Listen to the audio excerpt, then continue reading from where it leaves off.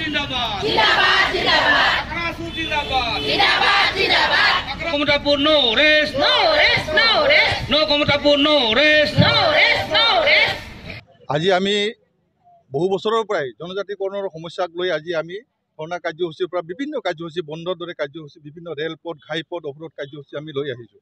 কিন্তু আজিলৈকে অসম চৰকাৰ বা ভাৰত চৰকাৰে কোনো ধৰণৰ কাণ সাৰ নাই যে কোচ ৰাজবংশী জনগোষ্ঠীক জনজাতিকৰণ কৰাৰ কাৰণে অকণমানো সদিচ্ছা নাই। সেই কথাটো আমি স্পষ্টভাৱে আমি দেখিবলৈ পালোঁ। বিজেপি চৰকাৰৰ দিনত আমাক মাননীয় মুখ্যমন্ত্ৰী হিমন্ত বিশ্ব শৰ্মা ডাঙৰীয়াই কৈছিলে যে আমি ইলেকশ্যনৰ আগতে আমি জনজাতিকৰণৰ সমস্যাটো সমাধান কৰি দিম বুলি আমাক প্ৰতিশ্ৰুতি দিছিলে আৰু আমাক সকলো আমাৰ জাতীয় সংগঠনবিলাকক দিছপুৰলৈ মাতি লৈ যায় আমাক স্পষ্ট ভাষাত কৈছিল যে আমি জনজাতিকৰণৰ সমস্যাটো সমাধান কৰি দিম। কিন্তু ক'ত আজি উপ নিৰ্বাচন পাৰ হৈ গ'ল, নিৰ্বাচনত আমাক অকল নিৰ্বাচনী আমাক টপ দি পেলাই আজি আমাক আবুৱা ভাৰি পেলাই আজি জনজাতিকৰণটো বেক কৰি আছে। গতিকে ঠিক তেনেকুৱা আমি বিশ্বাসত ল'ব পৰা নাই কোচ ৰাজবংশী জনগোষ্ঠীৰ জনজাতিকৰণৰ সমস্যাটোক সমাধান কৰাৰ যে সদিচ্ছা নাই এই কথাটো আমি স্পষ্ট হৈছোঁ। কিয়নো মাননীয় প্ৰধানমন্ত্ৰী ডাঙৰীয়া নৰেন্দ্ৰ মোদী ডাঙৰীয়া বঙাইগাঁৱত আহি কৈছিলে 6 মাহৰ ভিতৰত আমি জনজাতিকৰণ কৰি দিম বিজেপি চৰকাৰ যদি কেন্দ্ৰত অসমত যদি হয়।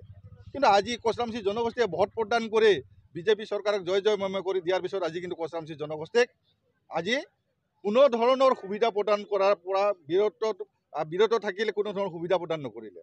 গতিকে আমি দুখ পাইছোঁ যে সৰু কোচ ৰাজবংশী ছাত্ৰ সন্থাই দীৰ্ঘদিন ধৰি আন্দোলন কৰি আহিছোঁ কমতাপুৰ আৰু জনজাতিকৰণ সমস্যাটোক অতি শীঘ্ৰে সমাধান কৰক, কিন্তু আজিলৈকে সমাধান কৰা নাই।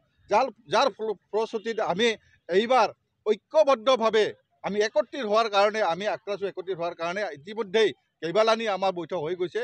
আমি খুব কম সময়ৰ ভিতৰত একত্ৰিত হোৱাৰ কাৰণে আমি নিশ্চিতভাৱে আলোচনা কৰি আছোঁ। আমি বিজেপি চৰকাৰক আমি দেখুৱাই দিম কোচ ৰাজবংশী জনগোষ্ঠীৰ শক্তি আমি বিজেপি চৰকাৰক দেখুৱাই দিম যে কোচ ৰাজবংশীৰ শক্তিয়ে যে বিজেপি চৰকাৰক থান বান কৰি দিব পাৰে। এই কথাটো স্পষ্ট ভাষাত আমি মাননীয় মুখ্যমন্ত্ৰী আৰু নৰেন্দ্ৰ মোদীজীক আমি আজিৰেই সভাস্থলীৰ পৰা মই জনাইছোঁ, যদি অতি শীঘ্ৰে কম দিনৰ ভিতৰত যদি এই জনজাতিকৰণৰ সমস্যাটো শীতকালীন অধিৱেশনত যদি প্ৰস্তাৱটো গৃহীত কৰাৰ ব্যৱস্থা নকৰে আমি ইয়াতকৈ ভয়ংকৰ আন্দোলন বন্ধ ৰাষ্ট্ৰীয় ঘাইপথ ৰেলপথ অৱৰোধ আমি তেনেকুৱা ধৰণৰ পুনৰ আৰম্ভ কৰি দিম। তেতিয়া কিন্তু আমি দায়ী নহয়, ভাৰত চৰকাৰ অসম চৰকাৰে দায়ী হ'ব। আমি নিশ্চিতভাৱে আমি ক'ব পাৰোঁ যে জনজাতিকৰণ আৰু কমতাপুৰ যি সমস্যা এই সমাধান আমি বিচাৰিছোঁ, অন্যথা কিন্তু ভয়ংকৰ আন্দোলন গঢ়ি তুলিম আমি।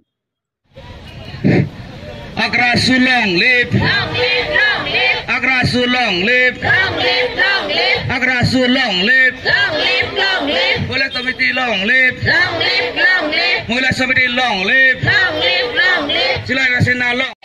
Istiamak deke, deke, deke. Istiamak lage ke, lage ke, lage ke. No esti no res, no